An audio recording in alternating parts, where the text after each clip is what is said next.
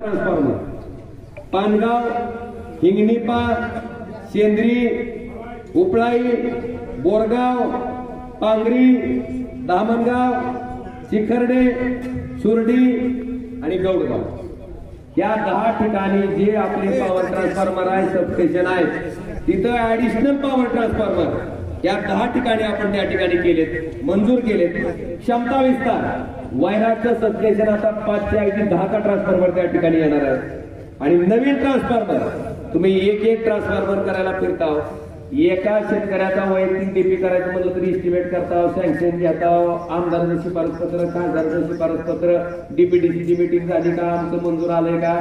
बांधवानो, मागच्या 5 वर्षात मी 85 ट्रान्सफॉर्मर ह्या बार्शी तालुक्यात डीपीडीसीतून मंजूर केले, पण एकाही कामाचं उद्घाटन केलं नाही, कधीच केलं नाही.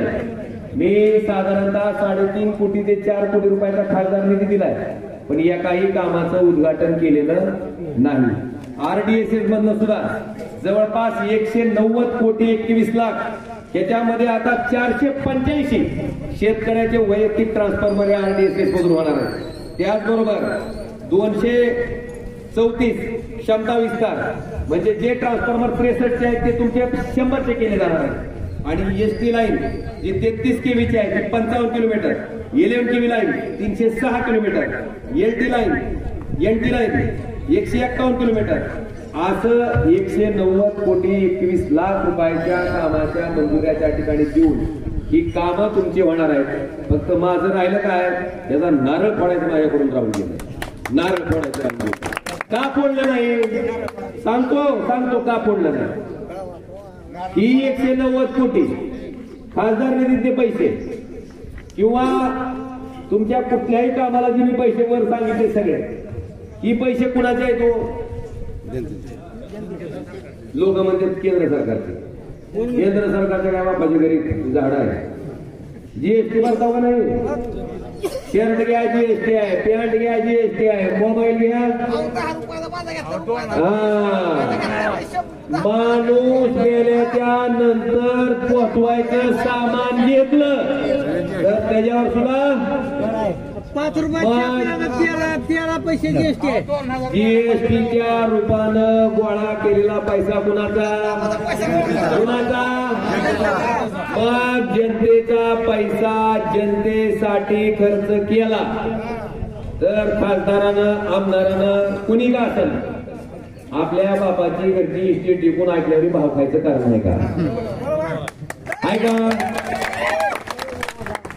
माझ्या बापाच्या घरची इस्टेट कुणाचेच नाही, ना मुख्यमंत्र्याचे आहे ना प्रधानमंत्र्याचे आहे. पैसे कुणाचे आहेत? तुमचे पैसे तुमच्यासाठी खर्च करणं ही त्या लोकप्रतिनिधीचं कर्तव्य आहे, तुमच्यावर उपकार. म्हणून बाबांनो मी उद्घाटन केले नाही, म्हणून मी उद्घाटन केली नाही, पण त्याचा अर्थ असा होत नाही की ओमराजेनं काम केलं नाही. म्हणून ही कामाची यादी मला वाचून दाखवायची पाळी आली. बांधवांनो मला सांगायचंय, काम सांगतो जरा, आता उजळणीच करू सगळी. दिव्यांग बांधवासाठी, अपंग बांधवासाठी केंद्र सरकार 1977 पासून साहित्य देते. 77 पासून 19 पासून माझ्या आधी भरपूर खासदार झाले. मी पहिला खासदार आहे ज्यानं दिव्यांग बांधवासाठी आलिंकोच्या माध्यमातून योजना राबवली आणि 4 कोटी 61 लाख रुपयाचं 3 चाकी रिक्षा असेल, सायकल असेल, तुमचं कानानं ऐकायची मशीन असेल, तुमचा स्मार्टफोन असेल, तुमची कमोड चेअर असेल, व्हीलचेअर असेल, कृत्रिम पाय असेल, कृत्रिम हात असेल, 4 कोटी 61 लाख रुपयाचं साहित्य 1 रुपयाही माझ्या अपंग बांधवाचा खर्च न करता 100% मोफत द्यायचं काम ह्याच ओमराजेने तुमचा खासदार झाल्याच्या नंतर केलं. त्याबरोबर साधारणतः बार्शी रेल्वे स्टेशन आपलं अमृतमध्ये घेऊन त्याचंही काम मला मंजूर आहे. पनवेल नांदेड गाडीला बार्शी स्टॉप होता का? रेल्वे तर केंद्र सरकारकडे जायची नाही, पुन्हा म्हणायचं मीच केले म्हणून ती स्टॉप सुद्धा ओमराजेने मंजूर करून घ्या. पण मी कधी सांगितलं नाही. टेंभुर्णी, कुर्डवाडी, बार्शी कसं वाटत होतं येताना आधी? गटका खाल्ल्याची खासदार आमदाराच्या नावाने एक होती. आमदाराच्या जास्त आहे खासदाराचा, कारण रस्ता कुणाकडे होता? केंद्राकडे होता, येण्याच्या इकडे दिलेला होता. बाबांनो, तुमचा खासदार झाल्याच्या नंतर 10 मीटरचा चांगला गुळगुळीत रस्ता टेंभुर्णी पासून ते येडशी पर्यंत आपण मंजूर केला. पण टेंभुर्णी पासून कुसळम पर्यंत झाला, कुसळम करून येडशी पर्यंत बी मंजूर झाला. आवताडे नावाच्या कॉन्ट्रॅक्टरनं काम न केल्यामुळे ते काम पुढचं कुसळम पासून येडशी पर्यंत राहिले. पण त्याचं परत टेंडर झालंय. त्या कामाचं टेंडर प्राइस आता सध्या झालंय, मला वाटतं फायनलाइज झालंय. तेही 10 मीटरचं काम नीट झालंय का? रस्ता ही ओमराजेनं केलाय टेंभुर्णी पासून कुसळम पोस्टचा. का? कारण येण्याच्या रस्ता मी केलंय तेवढंच मी सांगतोय. मी शिफारस केलंय. मला वाटतं इथल्या सुद्धा तुम्ही पुलाचं एक मला सांगितलं होतं नाही.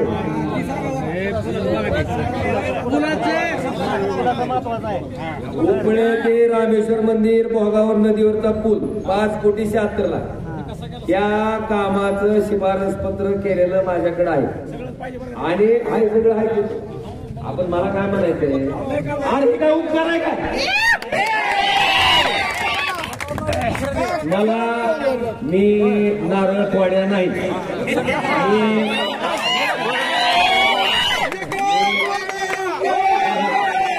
माझं ऐकून घ्या तुम्ही.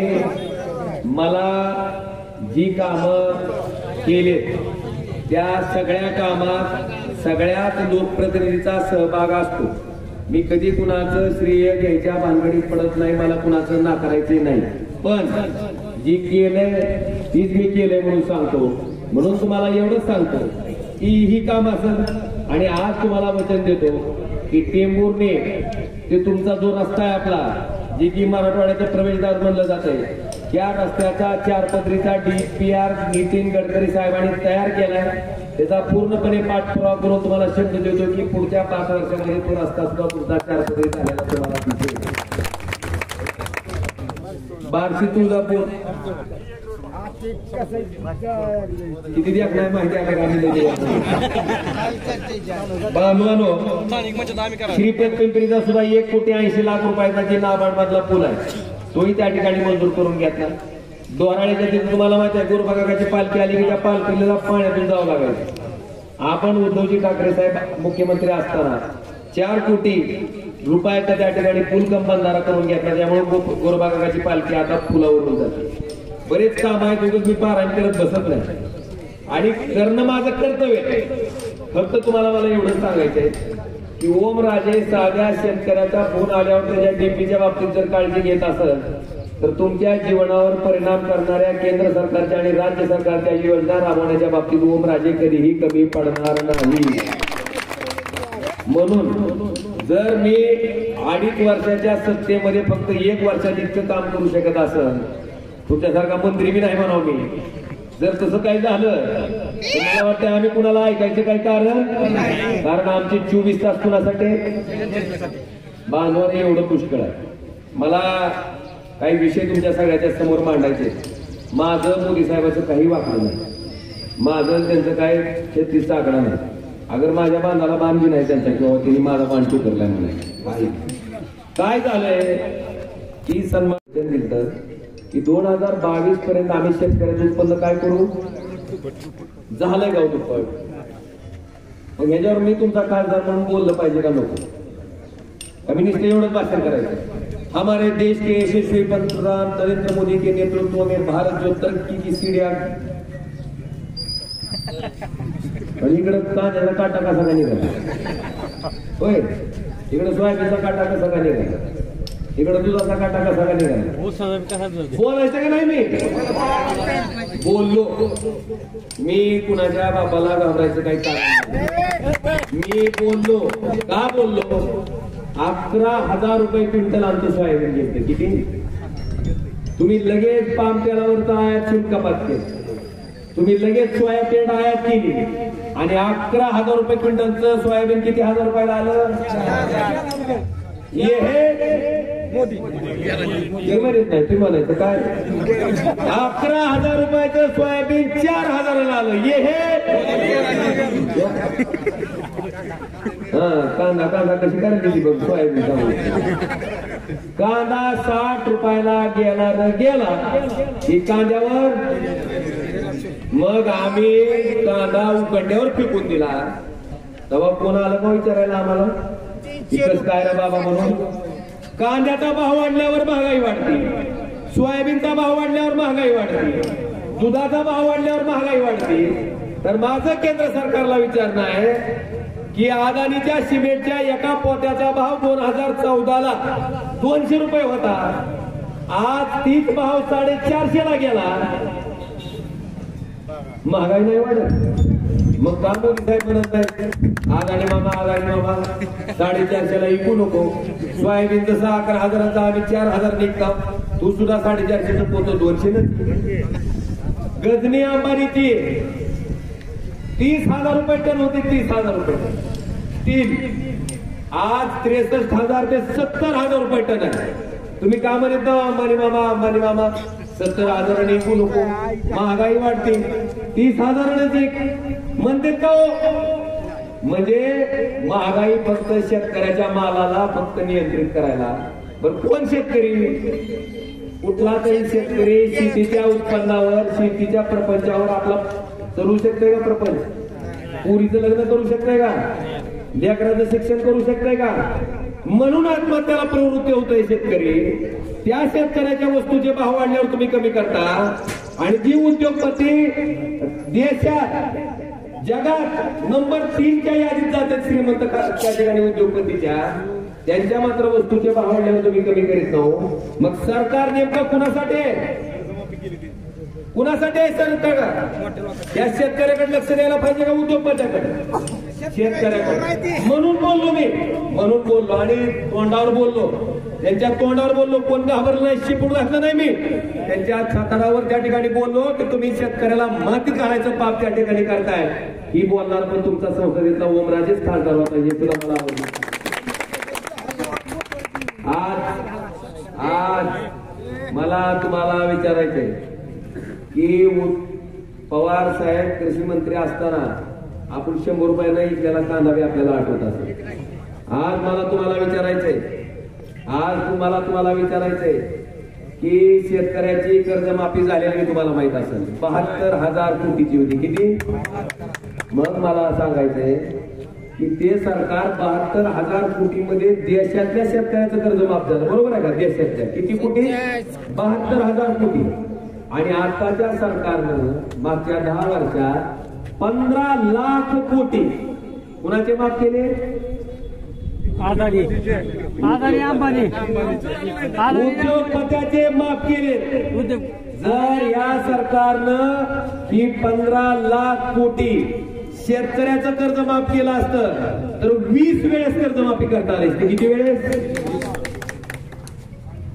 गरज कुणाला आणि केली कुणाची बोलायचं नाही का बाबांनो बोललो मी आज मला सोयाबीनच्या शेतकऱ्याला विचारायचंय 11,000 रुपये क्विंटलचं सोयाबीन आज तुम्ही 4,000 घेता किती रुपयाचा फरक आहे 7,000चा तरी वरच 500 मोदींची ह्याच्या नावानं सोडून 6,000 धरू एका एकरात किती क्विंटल निघते सोयाबीन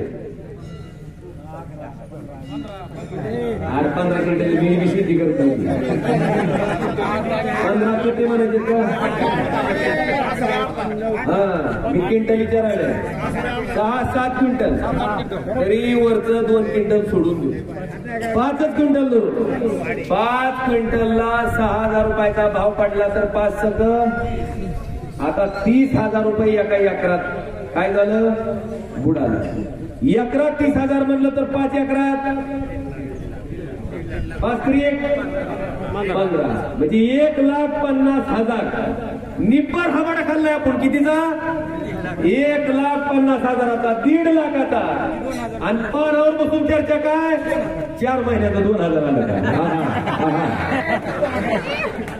आता 4 महिन्याला 2,000 म्हणल्यावर महिन्याला किती महिन्याला 500 म्हणल्यावर दिसाला किती 17 रुपये मी आवश्यकडच्या का शेतकऱ्याला विचारलं म्हणलं काय येते म्हणलं 17 रुपये मामा म्हणला त्याच्यात 17 मध्ये अजून 3 टाकलं की 3 इमेल येते का म्हणला. हा सांग ही शेतकऱ्याची परिस्थिती. मला वाटतं या बाबीचा विचार आता सरकारनं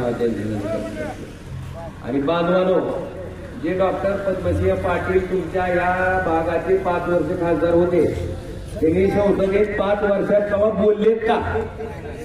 कवा तरी बोललेत का? ओमराजे कुठला मुद्दा ठेवलाय का बोलायला एक तरी? बरं कुठून का आलं मला?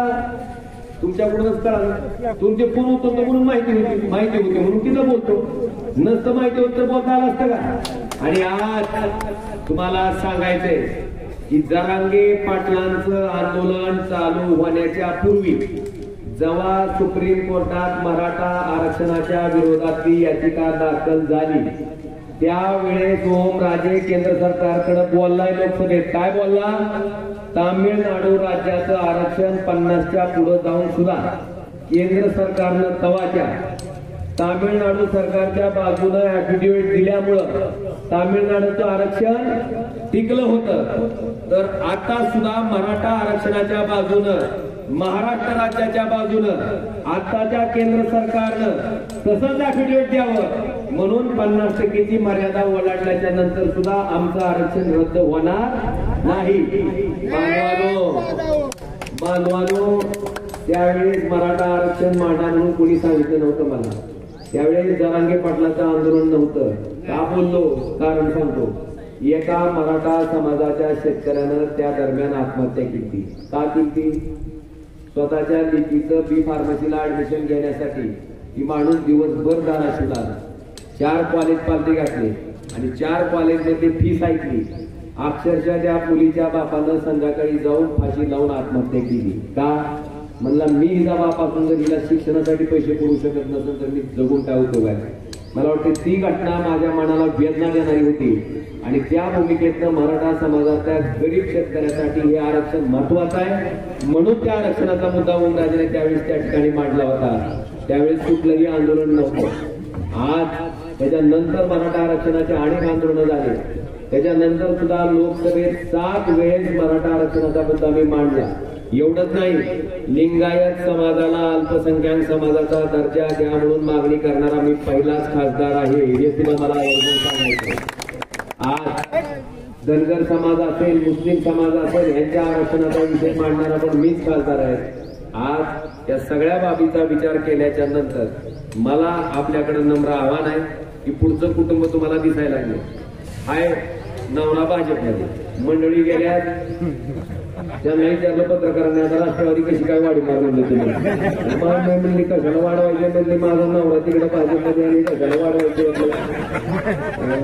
काल तर त्या पाटलांच्या पोरानं समजत की म्हणला अजितदादा 2019ला आम्हाला भाजपात पाठवलं होतं म्हणजे आणि ती म्हणले तुम्ही जावा म्हणजे पुढून मी पुन्हा मागून येतो म्हणजे. काय झालं पत्रकारांनी विचारलं का नाही दादाला नेमकं काय खरं काय खोटं? हा अरे तुमचे संस्कार तुमच्या बोलण्यातनं दिसते, तुमच्या वागण्यातनं दिसते. तुम्ही काय पात्रतेची माणसं आहात ती कळतंय. मला वाटतं ज्या माझ्या वडिलाची तुझ्या राजानं सुपारी देऊन हत्या केली त्यांचा उल्लेख जर तू माझा बाप करीत असशील तर तुझ्या इतकी नालायक अवलाद ती दुसरी असू शकत नाही हे तुला.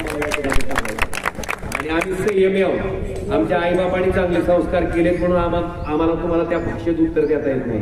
पण एवढं तुम्हाला सांगतो की तुम्ही एक पवनराजे जरी संपवला असतील तर त्याच ताकदीचा दुसरा पवनराजे तुमच्या छताडावर या ओमराजे उभा आहे. त्यामुळे त्या गप्पा हाणायचा नाही का?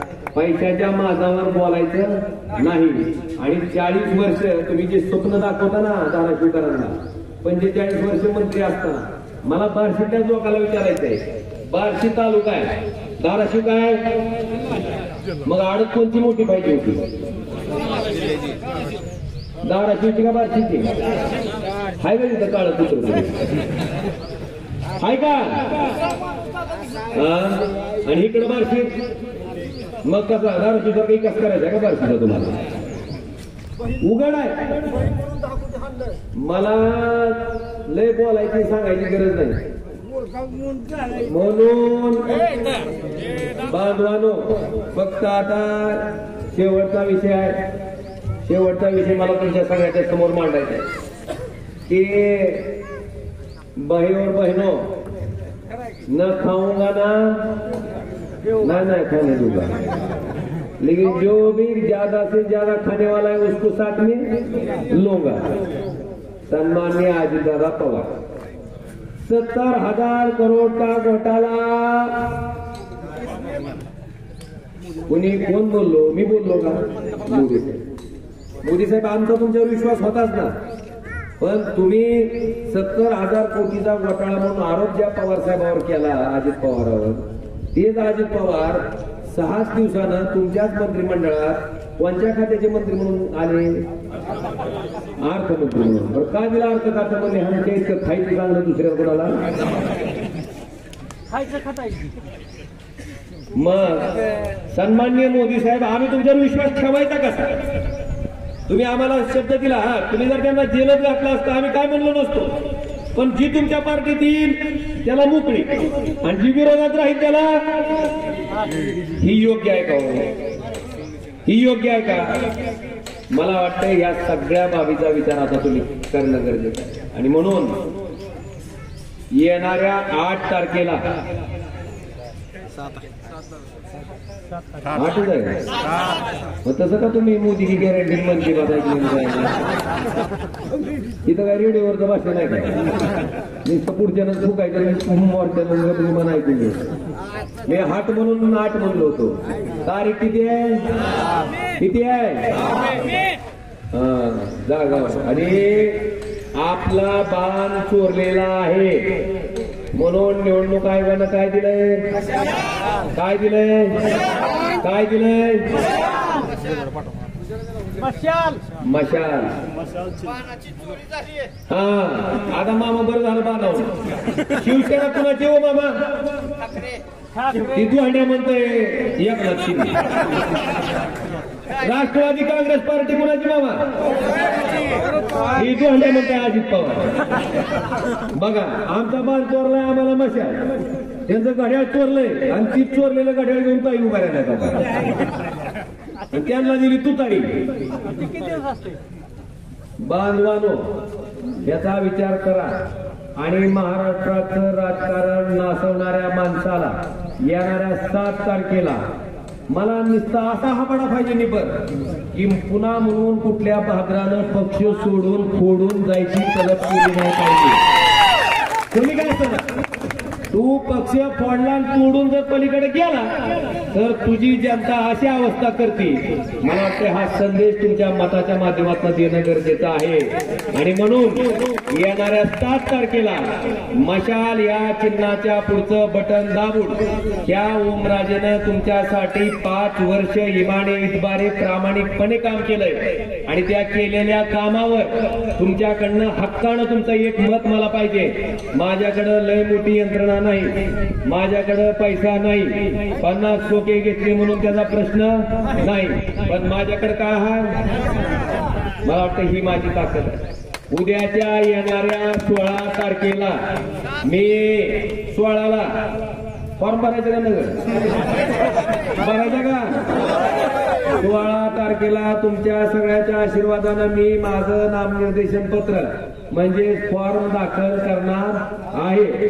आता आपल्याकडे घोड्या गाड्या पाठवायला नाही, तर जेवढे काय जमचाल तुमच्या परीने कसं यायचे तसं या। आणि आता त्यांच्याकडे धनशक्ती आहे, गाड्या येतात, घोड्या येतात। आपली गर्दी तिथं कमी दिसली म्हणून काळजी करू नका। आपली गर्दी 4 तारखेला मापताना त्यांच्या लक्षात आली पाहिजे मतदानाच्या रूपानं। आणि म्हणून येणाऱ्या 7 तारखेला मशाल या चिन्हापुढचं बटन दाबून तुमचा खासदार म्हणून काम करायची संधी द्या, एवढी विनंती करतो आणि रजा घेतो। धन्यवाद। जय हिंद, जय महाराष्ट्र। ताजे अपडेट मिळवण्यासाठी उस्मानाबाद न्यूजला सबस्क्राईब करा आणि बेल आयकॉन प्रेस करण्यास विसरू नका।